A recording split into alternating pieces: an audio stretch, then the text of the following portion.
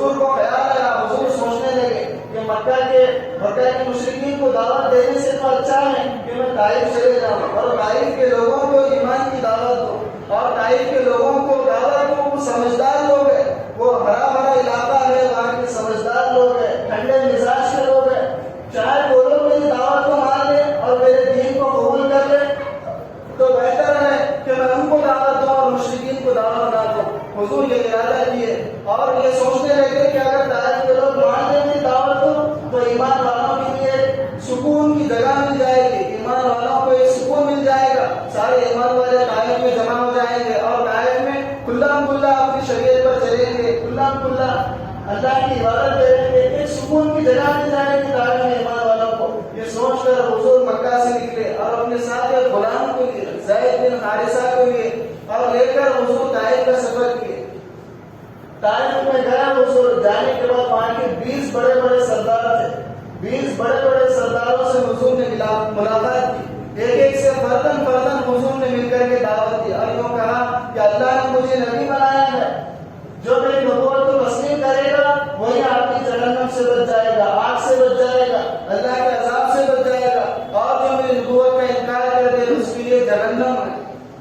سارے 20 سرداروں کو الگ الگ مل کر حضور نے دعوت دی، لیکن ساروں نے حضور کی دعوت کو ٹھکرا دیا اور انکار کر دیا حضور کی دعوت کا، اور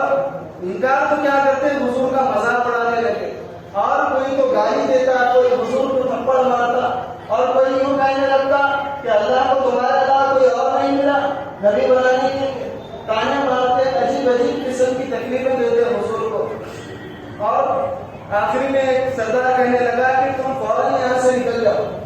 اگر تم یہاں پر رہو گے تو تمہارا حالت خراب کر دی جائے گی اور تمہارے ساتھ برا برتاؤ کیا جائے گا، تم یہاں سے نکل جاؤ۔ تو حضور کہنے لگے کہ ٹھیک ہے میں چلے جاتا ہوں، اور حضور واپس جانے لگے تو پھر ان لوگوں کی بے چینی ہونے لگی اور تکلیف کا مقصد ان کے دل میں آیا۔ سارے مل کر سوچے کہ اگر ان کو اتنی آسانی سے واپس کر دیے تو پھر یہ دوبارہ آئیں گے، ان کے ساتھ کچھ ایسا کیا جائے کہ یہ دوبارہ واپس نہ آئے،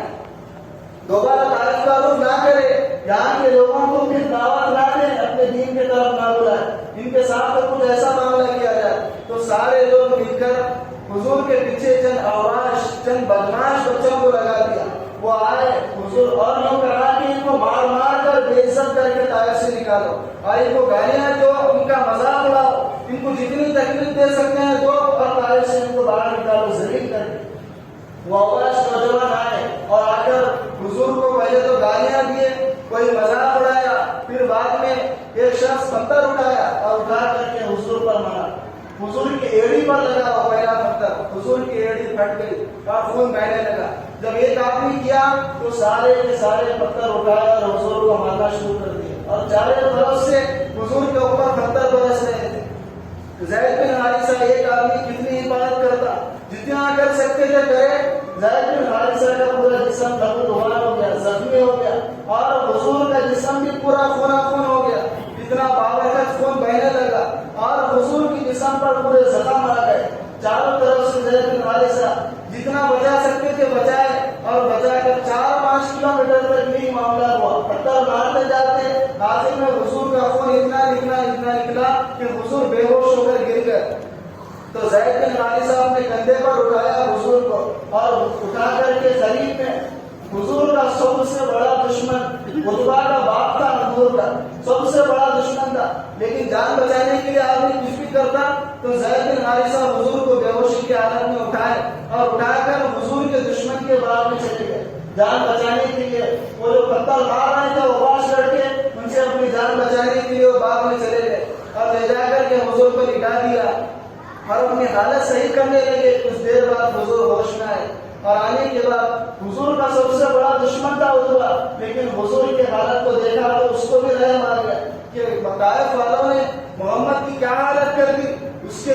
کا بھی دل کام اٹھا، وہ بھی بے چین ہونے لگا کہ طائف والوں نے محمد کی کیا حالت کر دی۔ حالانکہ حضور کی جان کا دشمن تھا یہ عتبہ، چاہتا تو حضور کو قتل کر سکتا تھا، لیکن حضور کی حالت اتنی خستہ ہو گئی تھی کہ حضور کو مارنے کے بجائے حضور کی تیمارداری کرنے لگا، اور انگور کا باغ تھا، تشت لیا، لے کر کے گیا اور جا کر انگور کے خوشے توڑ کر کے تشت میں جمایا، انگور جما کر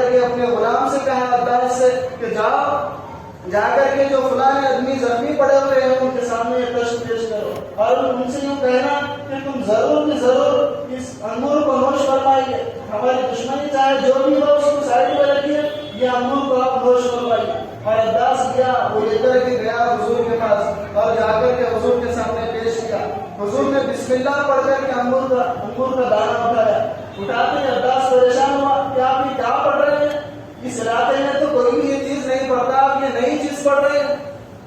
تو حضور سے پوچھنے لگے کہ تم کہاں کے رہنے والے ہو، کون سے مذہب کے ماننے والے ہو؟ تو عباس کہنے لگا کہ میں عیسائی ہوں، میں نینوا کا رہنے والا ہوں۔ تو حضور کہنے لگے کیا تم میرے بھائی یونس کے شہر کے ہو؟ تو عباس پریشان ہو گیا کہ آپ یونس کو کیسے جانتے ہیں؟ تو حضور کہنے لگے کہ وہ میرے بھائی ہے، اللہ نے مجھے بھی رسول بنایا تھا، اللہ نے ان کو بھی رسول بنایا تھا، اللہ نے مجھے بھی نبی بنایا ہے، ان کو بھی نبی بنایا تھا، اور اللہ نے اب مجھے نبی بنایا ہے۔ ہر آدمی کی کامیابی اسی میں ہے کہ وہ آدمی مجھے نبی مانے اور میرا کلمہ پڑھے۔ تو عباس اسی وقت حضور کے ہاتھ پر اسلام قبول کر لیا اور اسلام میں داخل ہوئے، اور اس کے بعد حضور اللہ کی طرف متوجہ ہوئے اور ایسی مناجات کی اللہ سے کہ اللہ کا عرش کام اٹھا، سارے فرشتے جوش میں آ گئے، سارے فرشتوں میں کلبلی مچ گئی۔ اللہ کے نبی نے اللہ سے ایسی مناجات کی، ایسی دعا کی۔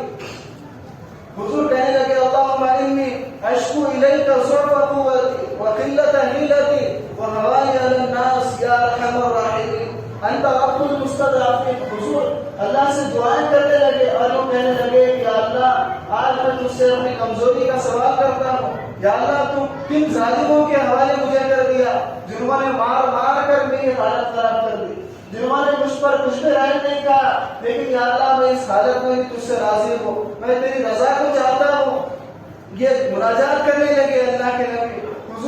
حضور میں اللہ سے مناجات کرنے لگے، اللہ کا کرم جوش میں آیا۔ اللہ تعالیٰ نے پہاڑ کے فرشتے کو دے کر جبرائیل علیہ السلام کے ساتھ بھیج دیا۔ جبرائیل علیہ السلام پہاڑ کے فرشتے کو لے کر حضور کے پاس آئے اور آ کر کہنے لگے یا رسول اللہ، اللہ تعالیٰ نے پہاڑ کا فرشتہ بھیجا ہے، آپ اشارہ کیجیے، آپ اجازت دیجیے، طائف والوں کو پیس کر کے خیمہ بنا دے گا، آپ خالی اجازت دیجیے۔ تو حضور نے اپنے دشمنوں کے ساتھ کیا سلوک کیا دیکھیے۔ حضور نے قیامت تک آنے والے اپنے امتیوں کو پیغام دیا کہ اپنے دشمنوں کے ساتھ اچھا سلوک کرو، گالی دینے والے کو دعا دو، برا چاہنے والے کا اچھا چاہو، جو آپ کے ساتھ تکلیف کا معاملہ کرتا ہے اس کے ساتھ نرمی کا معاملہ کرو، اس کے ساتھ اچھائی کا معاملہ کرو۔ حضور کہنے لگے کہ میں ان کو سزا دینا پسند نہیں کرتا، میں تو ان کو معاف کرتا ہوں، مجھے اللہ کی ذات سے امید ہے کہ یہ لوگ میرا کلمہ نہیں مانے تو نہ مانے، لیکن آنے والی ان کی نسل ضرور میرا کلمہ پڑھے گی اور مجھ پر ایمان لائے گی۔ حضور یہ کہہ کر کے واپس کر دیا،